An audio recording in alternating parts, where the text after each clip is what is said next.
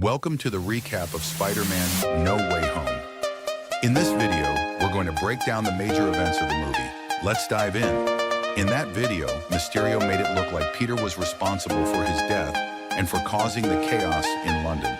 This causes a lot of problems for Peter and his friends, especially because now they're all getting questioned by the police and their personal lives are being put under a microscope. Peter tries to keep his loved ones safe, but things get complicated.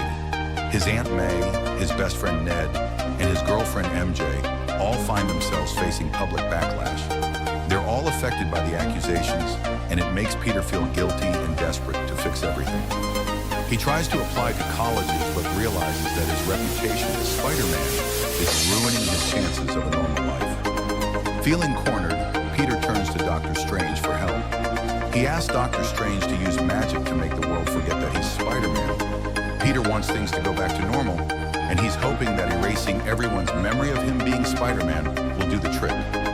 Doctor Strange agrees to help, but things don't go as planned. When Peter keeps asking for more exceptions, like letting certain people remember who he is, the spell gets messed up. The botched spell causes a huge disaster. Suddenly, cracks in the multiverse begin to appear, and people from different universes start coming through.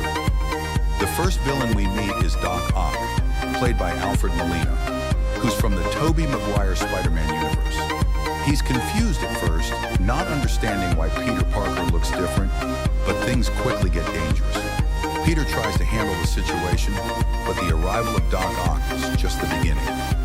Other villains begin to come through the cracks in the multiverse, including Green Goblin, Electro, and Sandman. All these characters are from different versions of Spider-Man's past, and they are not happy.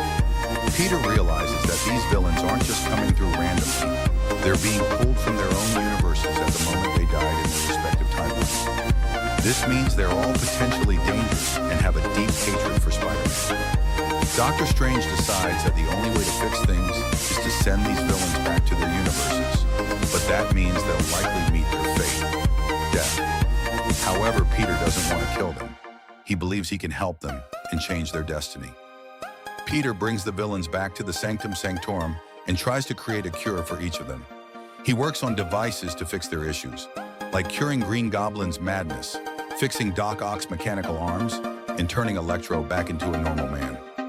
Peter works on his plan. We see some moments of internal struggle.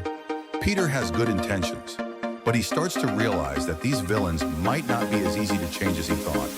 It's clear that some of them are dangerous, and not everyone is going to be easily saved. Peter's plan is interrupted when things start to go wrong. The villains, realizing that Peter is trying to fix them, rebel and cause chaos. It leads to a tense fight between Peter and the villains, including an intense showdown with Doc Ock, who briefly loses control of his arms. Meanwhile, Doctor Strange tries to control the situation by putting the villains back where they came from, but Peter's desire to save them puts him at odds with Doctor Strange. A fight between the two heroes breaks out, showing how much Peter's decisions are starting to push him away from the mentor he once trusted. During the chaos, Peter realizes he can't do it alone. He needs help. MJ and Ned, his close friends, join him in the effort to capture the villains. They play a crucial role in helping Peter, working together to trap the villains in a makeshift prison. Ned even discovers that he has some mysterious powers when he unintentionally opens a portal to another universe.